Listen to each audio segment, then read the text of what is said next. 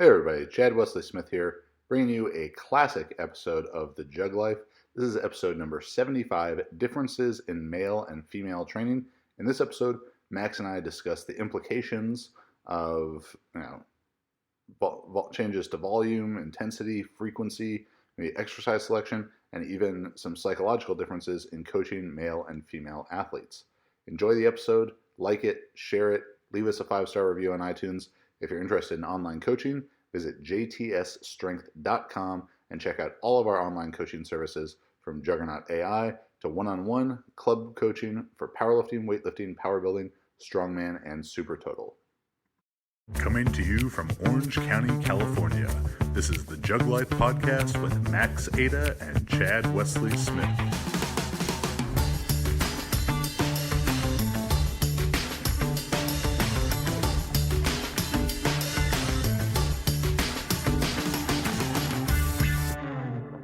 The JuggLife podcast is sponsored by Health IQ, an insurance company that helps health-conscious people like weightlifters, powerlifters, and CrossFitters get lower rates on their life insurance.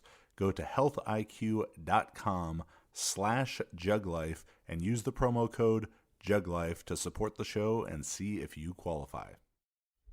Hey everybody, what is up? Chad Wesley Smith here, bringing you another episode of the JuggLife podcast. I'm joined as always by Mirific Max Montana. You can go ahead and Google what that means. It sounds like it means terrific and muscular. Yeah, that's not too far off. Not too far off. I began Googling M adjectives that begin with the word M. If you have other funny words that I can call Max, please send those in. No, I'm not sure if that's a request we want. They have to start with an M though. Oh, okay. Yeah, that's fine. There's no vulgarity with an M. No, the M word. The M word. Well, maybe we'll find out. Yeah, there could be one in a different language. Oh, sure. Insults in different languages are not only acceptable, they're encouraged. Encouraged for sure. So in today's episode, we're going to be talking to you about the differences in training male lifters and female lifters, and some practical examples and practical considerations for weightlifting and powerlifting. I think the first thing that we kind of need to discuss, and sorry to burst your bubble here, but the differences are not that great. They are not changes in the type of training that needs to be done between a male lifter and a female lifter, but is rather changes in the magnitude of the training, the amount of volume, the frequency, the relative intensity of the training. And a lot of these considerations, as you try and understand the principles behind them and the principles that are guiding these decisions, will also help better inform you about how to make adjustments in training for beginner to advanced athletes, athletes of high weight classes or low weight classes, athletes of different ages. So we get questions all the time about training for masters lifters, and we have a online coaching specifically for masters weightlifting. But a lot of times when you get these questions on Facebook or Instagram or whatever about, I'm blah, blah, blah, I'm 45 years old, like how do I need to change my training? There's so much context that goes into that. And a lot of the things we're going to talk about today, even though the examples we'll be giving are specific to male versus female training, the ideas can be extrapolated and applied to adjustments for masters, to adjustments for beginner to advanced, heavyweight to lightweight. So if you're a coach, you're a gym owner, you're writing in programs for a wide variety of people, hopefully we can learn some important stuff to hopefully you can learn some important stuff to help you write better programs for the wide population of people that you work with. But before we get into it, we're going to take a quick break for a strength history minute with John Cuck. And John Cuck totaled over 2,300, I want to say 2,350, with like a 900-pound squat, 900-pound bench. Phenomenally strong guy, phenomenally challenging training program, particularly in the deadlift. But sort of a legend of powerlifting who isn't quite as legendary as he should be, with a huge total like that from way back in the 70s. Not a guy who gets talked a lot about, so hopefully you can learn something about one of the forefathers of this sport, I guess. Yeah, The Godfather. There might have been more than four of them. Who knows? Yeah. So John Cuck, Strength History Minute, take it away. As the owner of the 5th highest raw powerlifting total of all time, John Cuck's name is surprisingly rare to hear as an all-time legend of the sport. Cuck won IPF World Championships 3 times and added an AAU World Championship to his title. Put together an amazing 2350 raw total via a 905 squat, 600-pound bench, 845-pound deadlift, and a belt and ace bandage knee wraps at 322 body weight. In another meet, Cuck also pulled an 870 deadlift. Powerlifting in the 70s, which was a much different place than today. Unified under one federation, Cuck's World Championships were true World Championships. He had to defeat the likes of Don Reinhardt, John Cole, and Jim Williams to win them. Cuck's training was simple but effective, training the main 3 lifts for challenging volumes, using variations to address his weak points, building muscle with bodybuilding assistance work, and utilizing linear periodization. He was the first man to squat 900 and total over 2,300, a true legend of the sport. All right, so hopefully you learned some good stuff about legendary lifter John Cuck, and we are going to get into the differences in training males and females. So there are 3 main areas which are going to create these distinctions and force the differences between the genders in lifting. First is going to be the size of the lifter. Men are generally bigger than women, and with all the stuff we're talking about today, it is generalities. So the size of the lifter first has to be considered, and that's going to be not just body weight and amount of muscle being carried, and those are going to be important to consider, but also the height of the lifter. So we might give some examples of normalizing, like men and women in the same weight class and differences in application of training there, but that's the first reason why women are going to need to train a bit differently than men.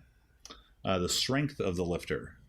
The absolute weight on the bar is generally going to be more for men than it is for women, and that's definitely going to cause for some changes in volume and frequency and all the things we're going to talk about. And finally, the hormonal differences between men and women also necessitates needs for adjustment in the training. Men have more testosterone. Even in situations where females may be using exogenous hormones, men probably still have more testosterone in a lot of cases, and that's also going to create a need for adjustments in the training. So now that we have a bit of the context of why some of these changes are happening, let's look at how they practically manifest themselves. And first off, that's going to be in training frequency, because in general, female lifters are smaller, shorter, less body weight, less muscle mass. They're going to be able to and need to from an optimal training standpoint to train more frequently, because the training that they're doing is not quite as stimulating. If we have, let's take Marissa, for example, an incredibly highly qualified female lifter. Marissa's 5 feet tall on the dot. We measured her again yesterday. She was very, very proud of herself for hanging in there at 5'00", 60 inches. Perfect. Nothing more, nothing less. There's a mark on the wall. You can go check. So a highly qualified lifter like her, she's only 5 feet tall. She's not moving the bar that far. So, compared to the majority of male lifters are going to be taller than that. They're moving the bar farther. They're doing more work per rep. And more work means more recovery is needed. So less frequent training is going to occur. Even a male lifter who is the same height, also 5 feet tall, even though they might be moving the bar the same distance, he is likely larger, carrying, even if we were to really normalize things here and it's the same height and same body weight, as jacked as Marissa is, and that's very jacked, the male lifter of similar qualification would probably be even more muscular than her, or have a lower body fat percentage. That means more muscle to damage, and that more damaged muscle takes longer to recover from. But the general difference between male and female lifters, the men are bigger, they're moving the bar further, they're damaging more muscle, and that takes longer to recover from. So male lifters of comparable qualifications will not need to train quite as frequently as female lifters. And a lot of the discussions of frequency and finding optimal frequency could get into a bit of a splitting hairs type of thing because practicality has to come into it as well. We could get into like, okay, this person can deadlift heavy on Tuesday morning and Thursday night, and this person can go Tuesday morning and Friday morning. And if you really want to do that kind of thing, go, be my guest and go for it. But from a practical example, it may not lead to that big of an adjustment. But I think usually the most frequent training I have any male lifters doing for powerlifting would be squatting up to 3 times a week, benching at most 4 times a week, and deadlifting twice. And female lifters, particularly on the bench press, it's much more frequent for me to have female lifters benching 3-4 times a week, while most of my male lifters are 2, maybe 3 times. It's much more common for them to be squatting 3 times a week. That's not necessarily 3 big sessions, maybe 2 primary sessions and a 3rd smaller session, where a lot of the male lifters are only squatting twice a week, or in some cases only once a week. And then the deadlift, I can't think of any male lifter I have outside of a special injury workaround situation where they deadlift more than twice a week. And even that's usually 1 primary session and 1 smaller secondary session.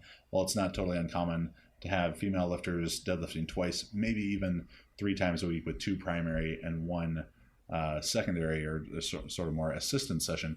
But for weightlifting stuff, similar for weightlifting, the higher the frequency, or the frequency is going to be higher obviously in weightlifting than powerlifting because the movements are more technical.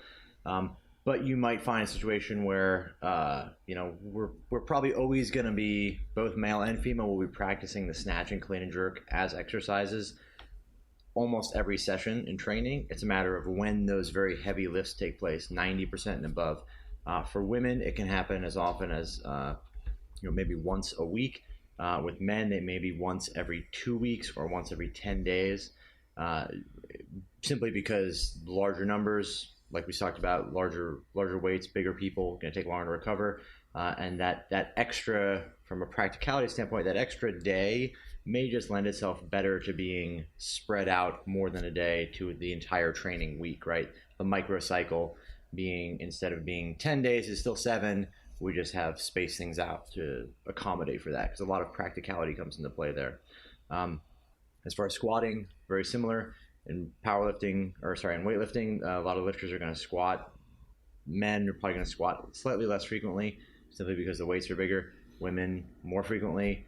And then technical practice, actual technical exercises, because they're done basically the same by each lifter, the same number of times in a week, the women's relative intensity may be higher. So where men may do snatches and clean and jerks 4 or 5 days a week, maybe 6 times a week even, their average intensity is probably going to be lower, and the discrepancy between days is probably a little bit more larger. So heavier day on Monday, maybe lighter day on Tuesday, maybe 90% Monday, 80% Tuesday, 85% Wednesday, 70% Thursday, whereas women may be closer to 85 or 90% Monday, 85% Tuesday, 90% Wednesday, 80% Thursday.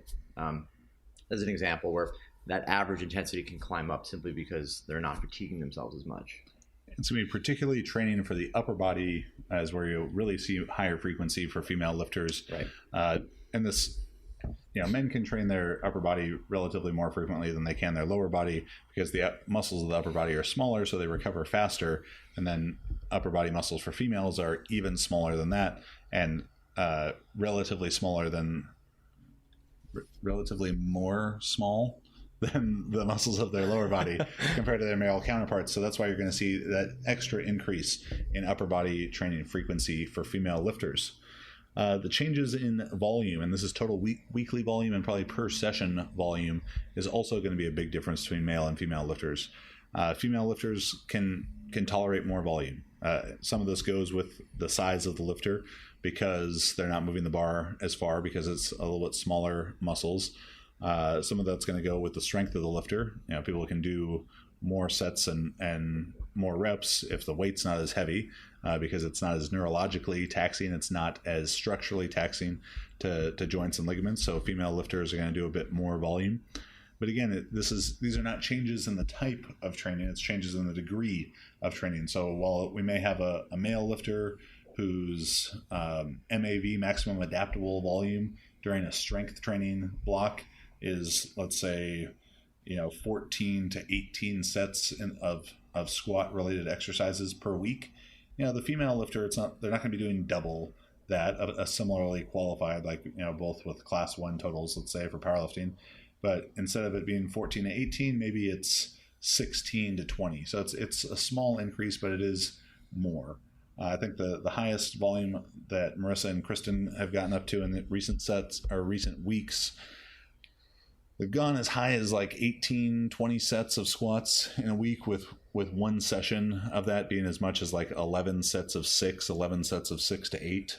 Wow. Where that would be higher than I have any male lifter doing, but it's not like the men are doing 6 sets and the women doing 10 or 12 sets. It's small, subtle differences, but on the whole, female lifters doing higher volume. Right.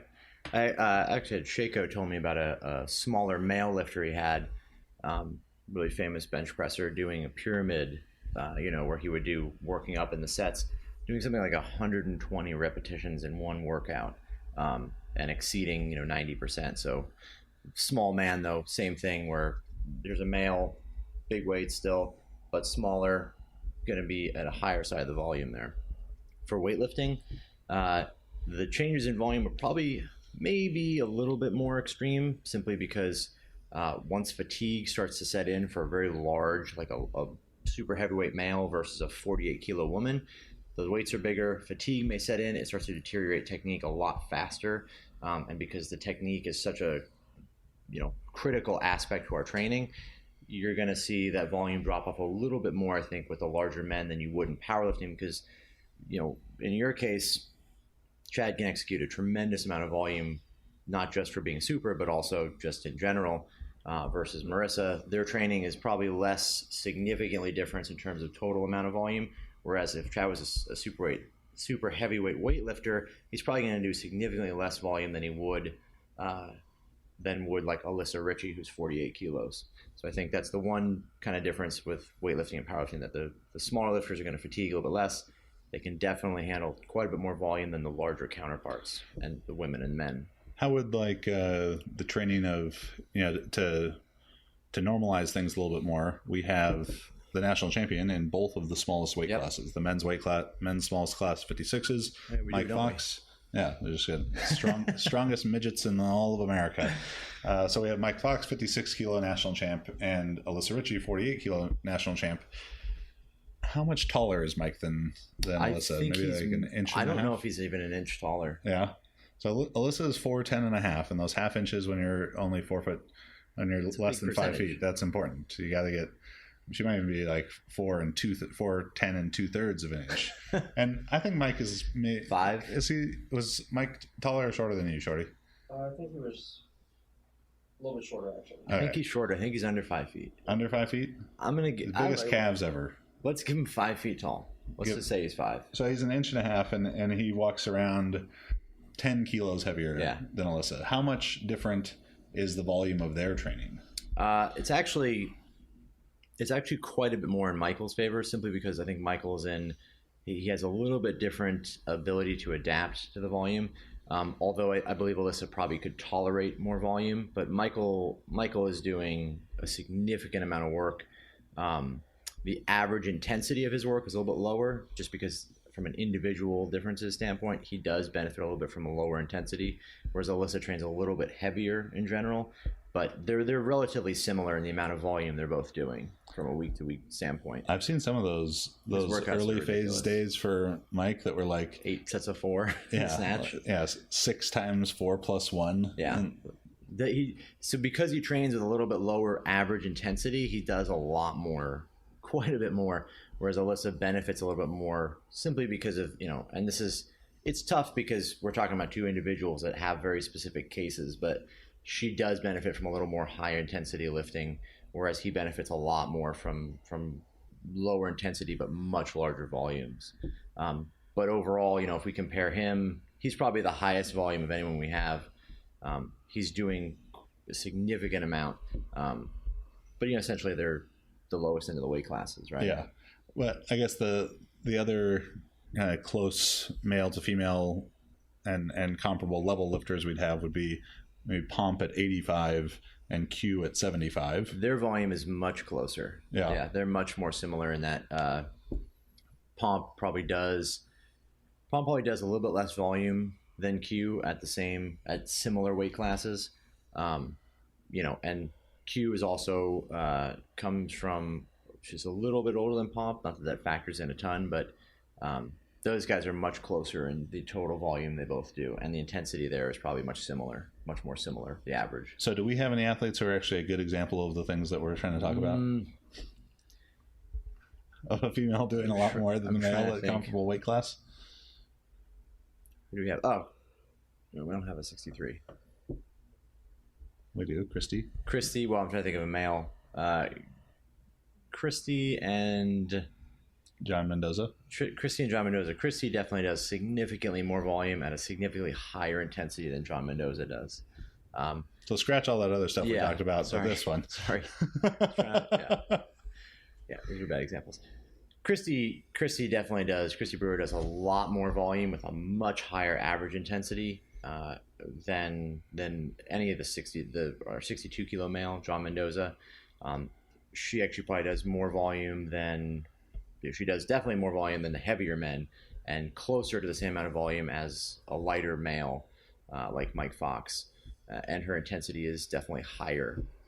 And that's going to be the other area where you see a big discrepancy in general, save some of these specific examples that we just tried to give, of male versus female training, is that females can train at relatively higher intensity. So that's going to be the average intensity of their whole session or whole week or whole mesocycle.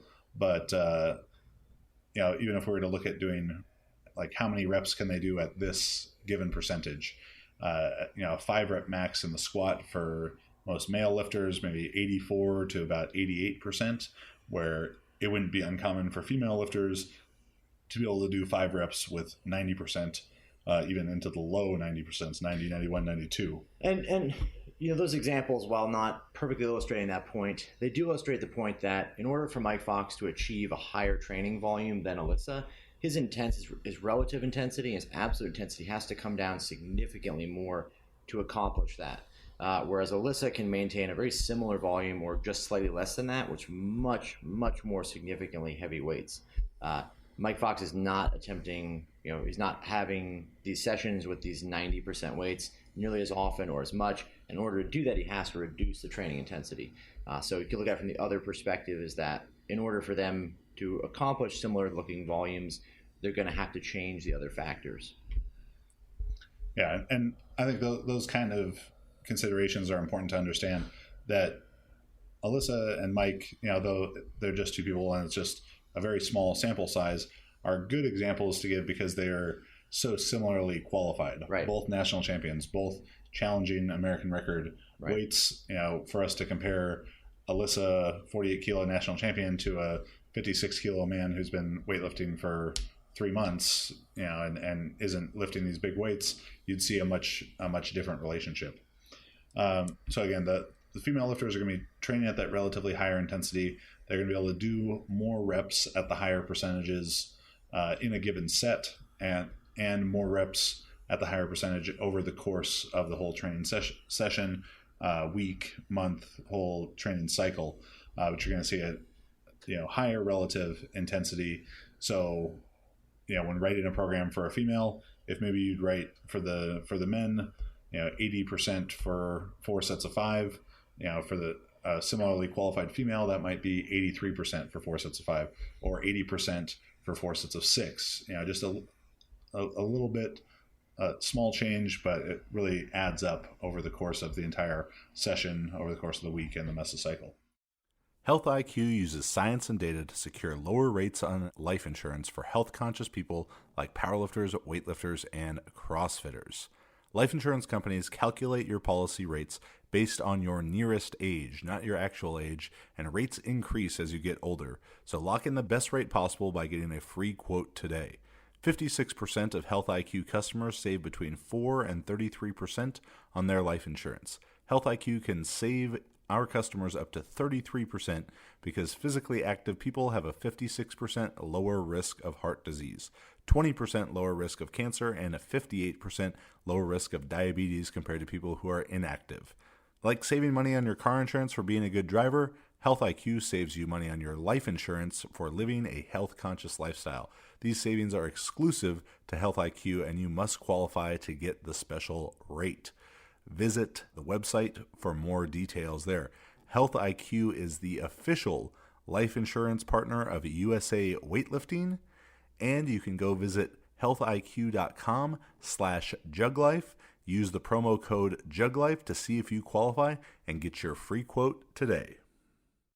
All of these things that we've talked about, size of the lifter, strength of the lifter, hormonal considerations, and how those impact changes in frequency, changes in volume, and differences in relative intensity.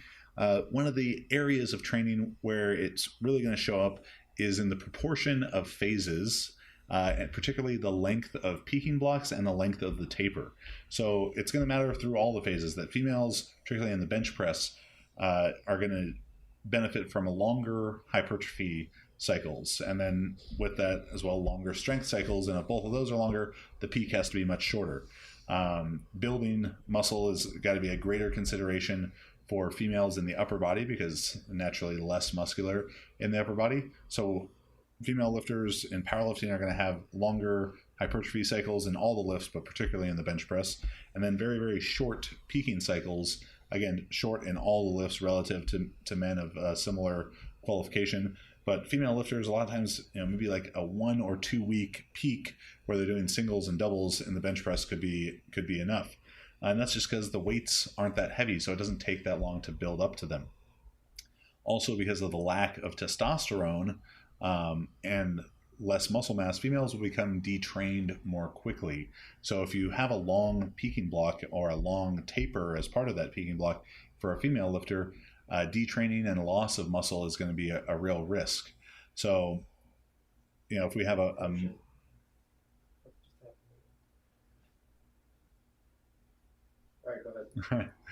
So if we have a too long of a peaking block or taper for the female lifter, you're going to have a much greater chance of a loss of muscle, a loss of fitness going into a meet, and we definitely want to avoid that. So shorter peaking blocks, if a male, an intermediate male, so let's say 4 years of hard training experience, and in a middleweight men's weight class like a 198, he may benefit from a 6-7 day taper, while a female of an intermediate female, 4 years of training in a middleweight women's weight class like a 148 or 72 kilos maybe for the USAPL, that same athlete might only need a 4 or 5 day taper. Again, it's not drastic changes, but it's those small adjustments, and those small adjustments are and adding up these small considerations on top of each other is what's going to really make optimal training. So when is the last time when your weightlifters are taking their heaviest lifts relative to competition? How's that differ male to female? That's again one of the more significant things with weightlifting. Larger, more qualified men are going to take their heaviest lifts further out, generally between 10 and 14 days in the clean and jerk, and possibly 7 to 10 days in the snatch. As that number starts to decrease as an absolute value and that lifter becomes female, those numbers can get closer to the competition. So, in the case of someone who's a 48 kilo female, lower qualification, obviously smaller numbers, their lifts can take place. They can take maximum attempts, as close as 5 days, 4 days even before the competition, really depending on the qualification. But they're somewhere in that spectrum. Super heavyweight male, very highly qualified, might take their last lifts at 14 days out. Their last heavy lifts at 14 days out. Lower qualification or a smaller female, they're going to be closer to 5 days. And if you have even a lower qualification female, possibly under a year or two of lifting, they could probably even take maximum lifts several days before the competition and still perform fine, or basically at maximum if not more. So if you go in the training hall, at a USAW event, 2 days before sessions, you should see that the female lifters are training at relatively higher intensities, maybe an extra set here, 1 or 2 extra sets, maybe a couple doubles instead of all singles. Small adjustments, but to keep that fitness up a little bit higher. And the same idea is being applied for powerlifting as well. And I think from a practical coaching standpoint, where some of the biggest differences in these things will manifest themselves are the psychological differences between male and female lifters. And again, these are generalities from our experiences.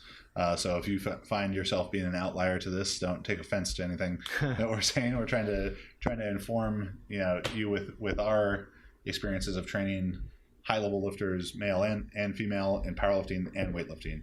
I think the best lifter I coach is Marissa, IPF world champion, but we have guys like Andy Huang, Steve Gentili, Tipu Pula, similarly accomplished lifters on the men's side, and other great female lifters too. And one of the biggest differences, and something that's going to sort of dictate changes throughout, is I think female lifters tend to undersell their abilities more, right, while male lifters tend to oversell their own abilities more, and want to be overly aggressive in weight selection, where I'm having to kind of pull the reins back on the men's lifters a lot of times and keep them from messing up their own program really by doing too much, right, or going too heavy, while the female lifters seem more content and consistent to stick with the plan, and maybe have to be prodded into those heavy attempts a bit more often. Yeah, I would say the same is definitely true for weightlifting. I think sometimes, though, in general, weightlifters like to maybe choose silly attempts just because that's the nature of what they're doing. But men are always generally on that side going to be wanting to take heavier lifts, especially in the taper, which can be an issue. A lot of times you go to these national events and you see very strong lifters maybe taking really heavy attempts in the warm-up hall or in the last week or so on Instagram. You see a lot of big lifts happening at the meet, lack of fitness, and then less than stellar performances. And you can only wonder if perhaps they weren't exhausting themselves with these heavy attempts that close to the competition, if their result will be better there.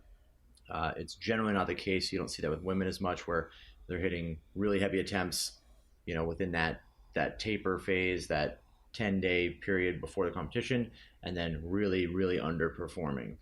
There'd have to be some kind of extenuating circumstances there, I think, to see that as a commonality there. I see with the female lifters often feeling a greater need to have felt the weight, having like confidence issues, probably most frequently in the squat. And I've had to make adjustments for training. Like this was something that Marissa struggled with for a long time, is her 3 rep maxes or 5 rep maxes, 6, 8 rep maxes kept going up and up. And it was time to get to the singles. And it was, I don't know whether it was a psychological block of 300 pounds, 315, those kind of weights. But everything that we'd worked so hard for sort of went out the window. And I figured the only way to get her more comfortable with doing heavy singles in the squat was to do more heavy singles in the squat.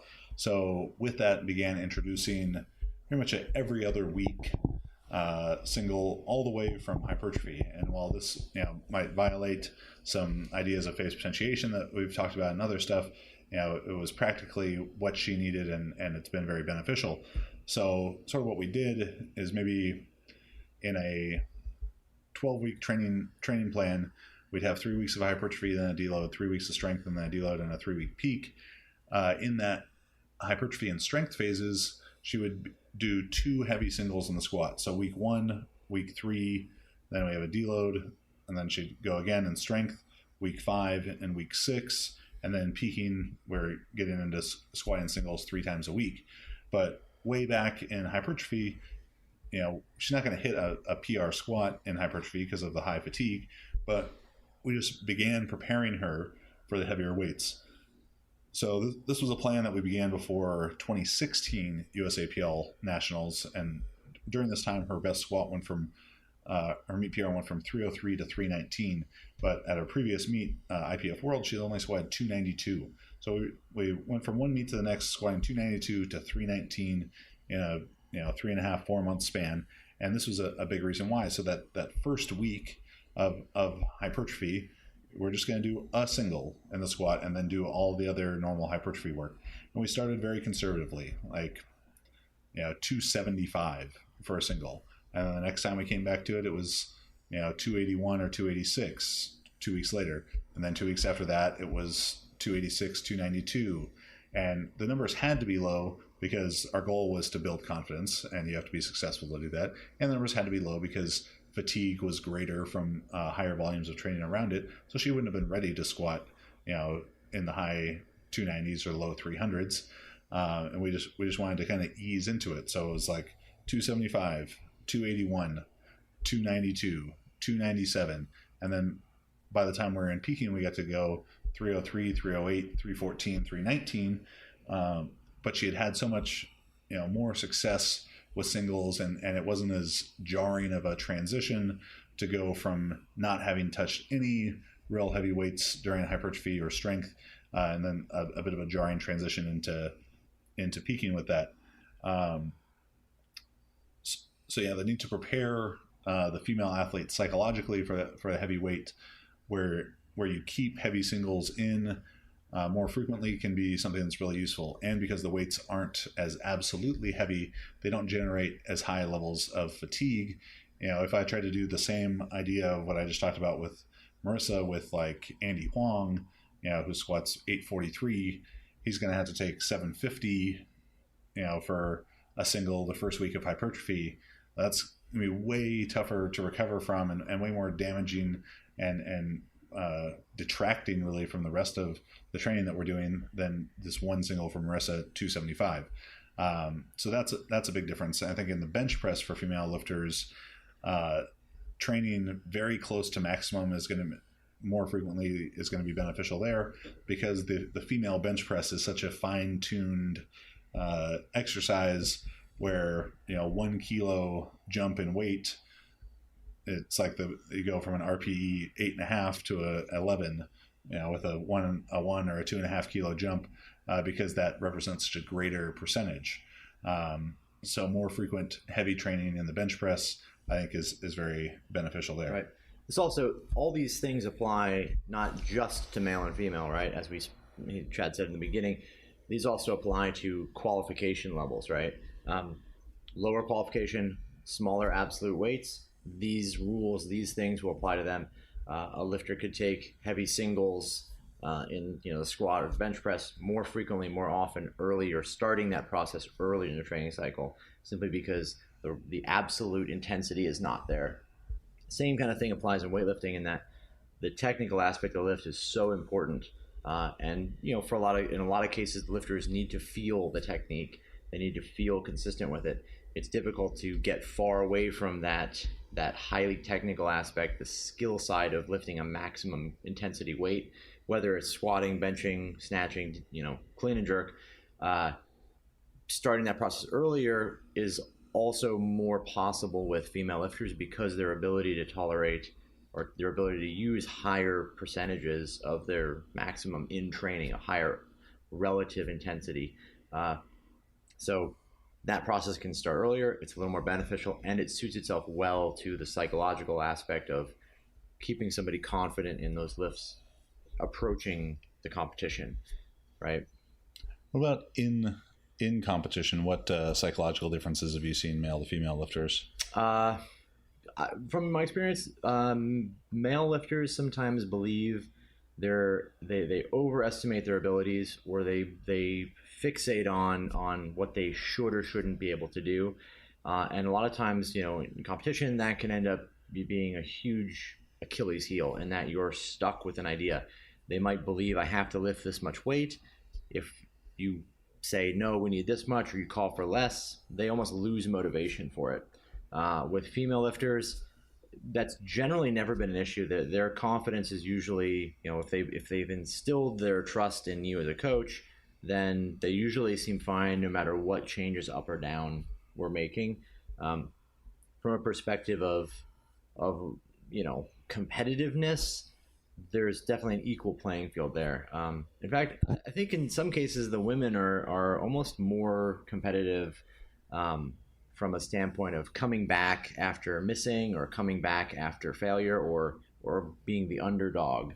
Some, it just depends on the person, but there's definitely been cases where I've had men that are just not, they're not as aggressive coming from behind or coming from, the bottom of the pack, whereas women seem like they maybe are okay with that. That's not as big an issue. So yeah, again, speaking in generalities, I found that women tend to do a lot of the good stuff better in training. More adaptable to changes in the plan, better focus on the quality of lift and technique rather than just sort of the ego of how much weight was on the bar, even if it looked like shit. Just. I will say one thing that's unique to women and men. A man can walk in the gym, and this is a generality, I'll probably get blasted for it, but a man can walk in the gym, clean and jerk a weight, stumble around the platform, press out both arms back and forth, barely hold it, drop it behind him. It's a PR. He'll turn around, high five his buddies, and he's happy as can be. There's a training PR, training make, maybe didn't actually lift the weight. Sometimes you get women that come in and they will make a lift that's absolutely flawless, technically perfect, no issues, drop the bar and be like, my shoes were tied wrong, and just be utterly negative about it because maybe it didn't feel right. And so I will say that a lot of times, in a lot of cases, the women are very critical of their performance, and those aspects can become, there's something to be aware of as a coach, is those aspects can magnify themselves as time goes on. 10, 15, 20, 30 workouts in a row where you're being negative with yourself, and your self-assessments turn into self-criticism, which turns into negativity. That can be a downward spiral where nothing's ever going to be good enough. And then you're in this position where you can't feel positive about your lifting until you find some negative aspect about it. And then you end up in a place where maybe you're chasing down these really silly things that you don't need to chase around, and you lose sight of the bigger picture. The other side of that coin, the men, if you're never holding yourself to the same standard, if your jerks are soft, your lockouts aren't good, you're not really completing the lifts, you're cutting your depth, and you're just jerking your ego off every session, it can very easily turn the opposite, right? Where you've overestimated your abilities and you have no sense of self-criticism or standard, and your lifting turns into crap, where you're not squatting to depth or whatever, west side, and you end up in a position where you've gone the opposite direction, right? Always a balance. Those are individual too, but I will say definitely to the women's side, it seems like self-criticism is a little more, self-reflection is a little more accessible to women. I think they put themselves in that place a little more often, whereas the men maybe put themselves in this kind of, well, it's fine, it's good enough. I've had that with both Marissa and Kristen, where they want to focus more on the negative things that have happened in training and lose sight of all the positive things that they've been doing, and almost lead them to underestimate their own abilities. Right, for sure. Which I get frustrated with when it happens, because they're both so talented and great lifters, and I want them to embrace that. And that's when the legendary Spicy Wesley will have to come out. I've seen it. Yeah. I've seen the Spicy Wesley. I yelled 2 times. Yeah. Maybe 3. For sure. Yeah. For sure. But that's just kind of a quick, relatively brief overview of these differences between training men and women. So, physiological things because of the different sizes, the different strengths, and the different absolute strengths and differences in hormones, you're going to have relatively more volume at relatively higher intensities and relatively more frequency for the female lifter compared to similarly qualified male lifters. And then the psychological aspects of training and competing that we talked about here. So hopefully this helps you make the training for your athletes a little bit better. Here's a question for you to post in the comments. Post the answer in the comments. What demographic, between weightlifting or powerlifting, what demographic, geographical region, what group of lifters probably trains the most, right? The most volume, highest average intensity, et cetera, et cetera. Post your answers and why in the comments. And you will win nothing, except maybe you will like the comment if it's a good answer. I'll like it, then unlike it. Send a picture of the like to you, so only you know it. That's the Ada special. Should go ahead and read our fan review this week, Mike.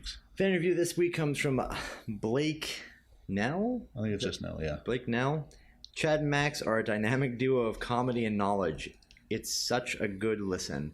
I feel like that was a low-hanging fruit for me, and I was dreading it the whole time. I'm going to read that wrong. Well, we got baby steps. Baby steps for Max. Blake, thank you for the kind words. Thank you for leaving the review on iTunes. If you hear this, send me an email or a message, chat@jtsstrength.com, and we'll give you a free shirt. If you would like the opportunity to have your review of the JuggLife read on the air, head over to iTunes, give us a 5-star review, say something nice or funny. We're probably not going to read it if it's a mean review. If it has some mean but funny parts, there's a chance that it could be read. If it's so mean that it's funny, that's a possibility too. I don't know about the can of worms that I may have just opened. But leave us a review. Give us 5 stars on there. It helps us get up in the rankings, so more people like you who want to get stronger, become better coaches, do all that stuff, can find us and learn. Online coaching, we do it. You need it, probably. And you can visit juggernautcoaching.com for more information about that. Powerlifting, weightlifting, super total. That's the powerlifting, weightlifting, the baby that powerlifting and weightlifting have when they fall in love with each other. So check that out. We got all different levels and people kicking ass in all those groups. That's juggernautcoaching.com. Subscribe to the YouTube. We're putting out three videos a week. Podcast is one, and trying to do one that's more weightlifting and one that's more powerlifting every week for you. So make sure to subscribe to the channel, like the videos, comment, ask us questions, share the videos with your friends who need to learn how to lift things better as well. Max, where can they find you? Find me on Instagram, Max_Ada, or on Facebook. You can email me about any of the online programming or coaching options, max@jtsstrength.com. And I'm Chad Wesley Smith, at Chad Wesley Smith and at Juggernaut Training on Facebook and Instagram. Filling up your newsfeed all day. I feel like Max stumbling over my words today. It's passed on to you now. Thank you to today's sponsor, Maple Bars and Snatch PRs. It's a lifestyle. Check out the new Juggernaut apparel store at jtsstrength.com. You could have a flowery man deadlifting on your shirt like this, and a bunch of other new designs as well. Thanks for listening to the JuggLife. We will see you next week.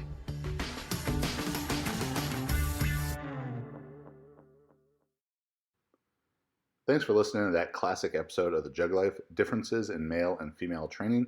Hopefully you got some good takeaways that you can use with your own training, athletes that you coach, to help improve, fine-tuning the training to every athlete that you work with.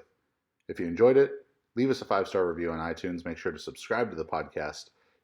Typically we're coming out every Tuesday on YouTube, iTunes, Spotify, Stitcher, iHeartRadio, Google Podcasts, and right at jtsstrength.com.